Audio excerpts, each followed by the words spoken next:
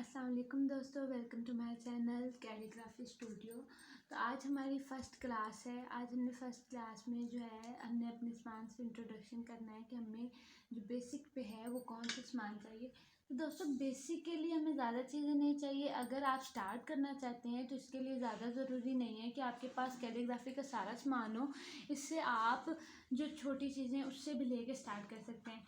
सबसे पहले अगर हमने कलम से सीखना है तो हमारे पास कलम होने चाहिए। हमारे पास कलम होने चाहिए। ये देखें, ये दो अलग-अलग साइज़ के कलम हैं। आप कलम घर भी बना सकते हैं। आप कलम घर भी बना सकते हैं। आप अलग-अलग कद के साइज़ के कलम बना लें। अगर आपको कलम बनाने नहीं आते तो मैं इस पर भी जल्द एक वीडियो अपलोड कर दूँगी। तो आपने सबसे पहले कलम बनाने हैं, ठीक है। ये हमारे पास दो अलग साइज़ के कलम हैं। एक आप कंप्यूटर शीट या वाइट पेपर ले लें जिस पे आप स्टार्टिंग जो है अपनी जो है प्रैक्टिस कर सकते हैं। कलम और पेपर्स के अलावा हमें कलम से प्रैक्टिस के लिए दूसरी ज़रूरी चीज़ इंक है हमारी। तो हमें इंक चाहिए कि हमने इंक यूज़ करनी है। दोस्तों इसकी तो कैली की इंक होती है कि कैली एक कंपनी है, उसके हमारे जो खतात हैं या जो हम खताती करते हैं कलम से, उसके लिए हमें वो इंक चाहिए होती है। लेकिन एज अ बिगनर लेवल पे हम जो है वो आम इंक यूज़ कर सकते हैं। जो आम इंक हमें मिलती है हम वो यूज़ कर सकते हैं। जब हमें लगे कि हमारी वर्डिंग पे ग्रिप है तो फिर हम दूसरी इंक लेंगे। हमें दूसरी चीज़ क्या चाहिए? इंक। उसके बाद आ जाएं, आपको जो जो मैं अपनी क्लास में सिखाऊंगी आपने साथ साथ ही उसकी डबल पेंसिल। दोस्तों ये पेंसिल है, आपने इसको जोड़ के इस तरह निकात के हिस्से में आपने इसको जोड़ के टेप के साथ डबल पेंसिल कर लेनी है। इसके साथ जो जो आप कलम के साथ प्रैक्टिस करेंगे उसको ही पेंसिल के साथ भी प्रैक्टिस करेंगे। तो सबसे अब हम अपनी प्रैक्टिस स्टार्ट करते हैं। प्रैक्टिस स्टार्ट करने में सबसे पहले हमने क्या करना है, हमने एक स्केल ले लेना है। स्केल लेके हमने इसको इस निकात में इधर रख के आपने लाइन लगा लेनी है। आपकी लाइन के अंदर तकरीबन आपके कलम के दो निकात आए। आपकी लाइन के अंदर आपके कलम के दो निकात आने चाहिए। जैसे कि अब हम क्या करते हैं, हम निकात लगा लेते हैं। हमारे जो कलम के अंदर दो निकात आने चाहिए, तकरीबन दो निकात का फासला।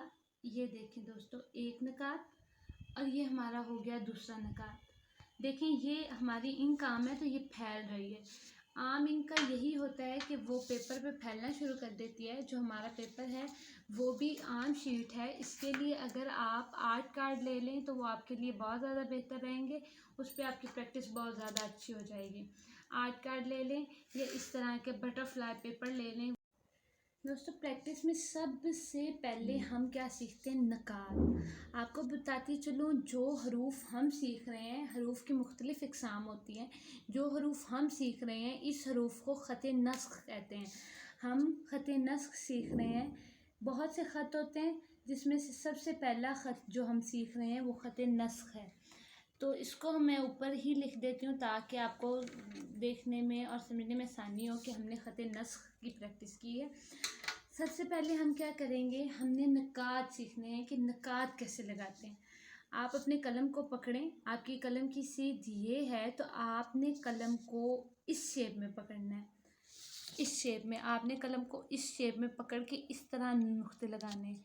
आपने इस तरह कलम को सीधा पकड़ के इस तरह नुक्ते नहीं लगाने।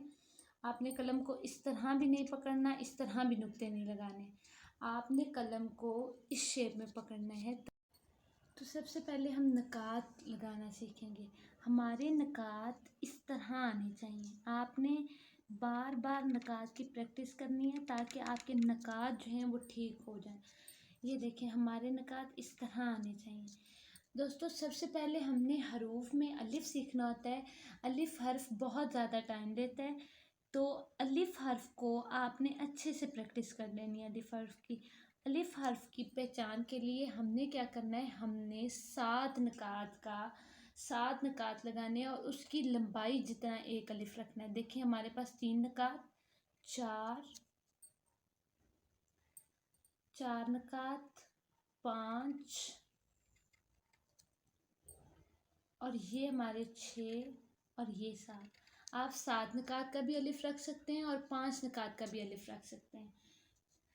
अब हमने इधर से दोस्तों सेम जिस तरह निकात जिस तरह दोस्तों हम नकाद लगा रहे थे तो हमने जो कलम थी उसको इस शेप में रखा था।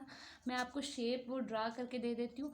हमारी ये शेप आएगी, ये वाली, इस शेप में कलम आएगा, इस शेप में। ठीक है, तो हमने इस शेप में कलम को पकड़ना है ताकि हमारी, अगर आप इस तरह कलम पकड़ के अलिफ खींचेंगे तो आपका अलिफ ठीक नहीं लिखा जाएगा। आपने इस शेप में अलिफ को पकड़ना है। अब हम अलिफ लिखते हैं। सबसे पहला हरफ हमारा अलिफ है, तो हरूफ नस्ख का अलिफ हमारे पास इतना आएगा। देखें, ये हरूफ नस्ख का अलिफ हमने लिखा है। आपने अलिफ की बहुत अच्छी प्रैक्टिस कर लेनी है। हरूफ नस्ख का जो अलिफ है उसकी ये पहचान होती है कि हरूफ नस्ख के अलिफ में आपका जो अलिफ है वो इधर से थोड़ा आगे की तरफ होता है और इधर से थोड़ा पीछे की तरफ होता है। ये अलिफ आपका इधर से पीछे की तरफ होगा। तो देखें, अभी हम एक और अलिफ लिखते हैं। हमारा बिल्कुल इस फॉर्मेशन में अलिफ आएगा, इधर से थोड़ा सा इधर और इधर से थोड़ा सा आगे की सूरत में अलिफ होगा। इसी तरह आज हम साथ ही अलिफ मद्दा सीखते हैं। अलिफ मद्दा कैसे लिखते हैं? आपने जब अलिफ मद्दा लिखनी है, आपने कलम को अलिफ से लेकर ये तक आपने कलम को इसी डायरेक्शन में रखना है। आपकी डायरेक्शन ये रहेगी तो आपका हर लफ्ज़ खूबसूरत लिखा जाएगा। अगर आपकी डायरेक्शन सीधी रहेगी तो लफ्ज़ अच्छा नहीं लिखा जाएगा। आपकी डायरेक्शन ये रहेगी तो भी लफ्ज़ सही नहीं लिखा जाएगा। आपने ये वाली डायरेक्शन रखनी है। इस डायरेक्शन को लेके आपने फिर इस तरह चलना है। ये मद्दा की हमने जो है वो पहचान बना। हर्फ बहुत ज़्यादा टाइम लेता है, तो अलिफ हर्फ को आपने अच्छे से प्रैक्टिस कर लेनी है। अलिफ हर्फ की पहचान के लिए हमने क्या करना है, हमने 7 निकात लगाने हैं और उसकी लंबाई जितना एक अलिफ रखना है। देखिए, हमारे पास 3 निकात, 4 निकात, 5 और ये हमारे 6 और ये 7। आप 7 निकात का भी अलिफ रख सकते हैं और 5 निकात का भी अलिफ रख सकते हैं। अब हमने इधर से दोस्तों सेम जिस तरह दोस्तों हम निकात लगा रहे थे तो हमने जो कलम थी उसको इस शेप में रखा था। मैं आपको शेप वो ड्रा करके दे देती हूँ। हमारी ये शेप आएगी, ये वाली, इस शेप में कलम आएगा, इस शेप में।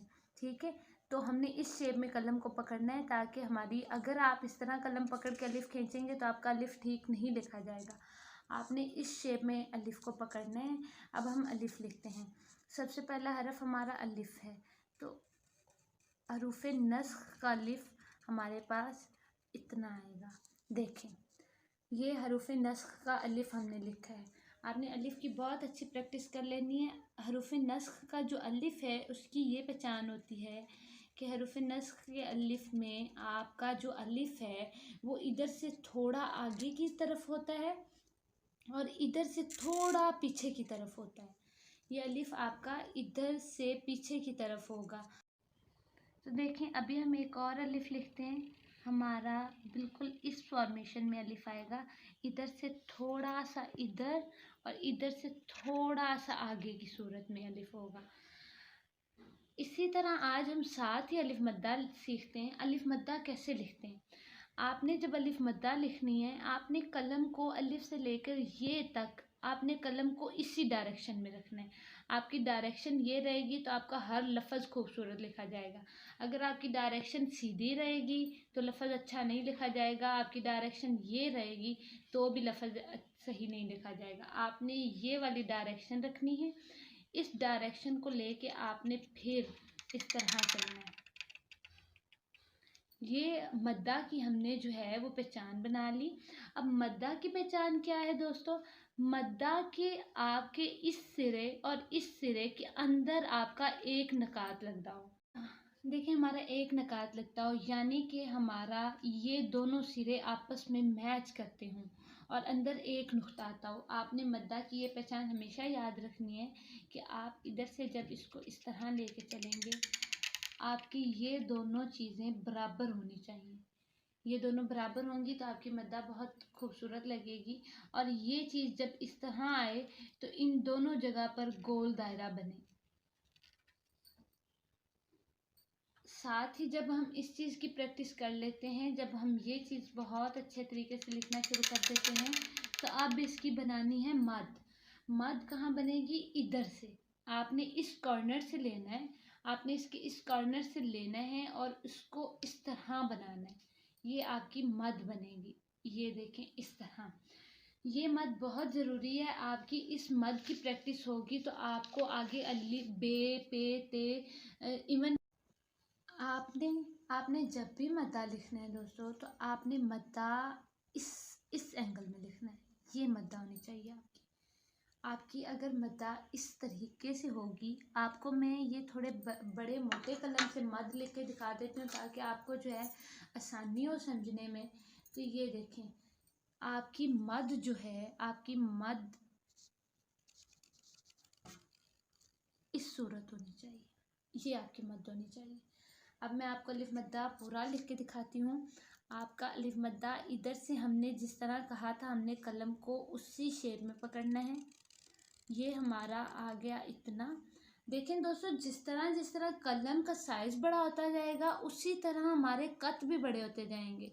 ये आ गई हमारी मद्दा। तो हम इस तरह मद्दा लिखेंगे जिस तरह। अब देखें इसका कत कितना लगता है, हर कलम का कत अपना होता है। अब देखें इसका कत इतना, देखें ये कत कितना छोटा कत है। ये तो बहुत छोटा कत है और ये इतना बड़ा कत है। आपने लफ्ज़ को छोटा नहीं करना। कत जितने आएंगे, अगर 7 कत का आप अलिफ लिख रहे हैं तो आपके जितने भी कत बड़े हो जाएं, आप 7 कत का ही अलिफ लिखेंगे। ठीक है, उसको हम कम नहीं कर सकते। अब देखें ये जिस तरह इसका कत इतना आ रहा है, तो हम इसको इसके ही हिसाब से 7 कत या 5 कत लगा के उतना ही अलिफ लिखेंगे। देखें मैं आपको अलिफ एक मरतबा दोबारा लिख के दिखा देती हूँ। आपने कलम को इस डायरेक्शन में रखना है।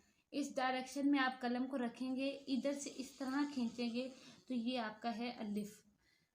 ये आपका अलिफ है और ये आपका अलिफ मद्दा आएगा। अलिफ मद्दा किस तरह आएगा? आपने फिर उसी डायरेक्शन में कलम रखा, इसको इधर तक लाए।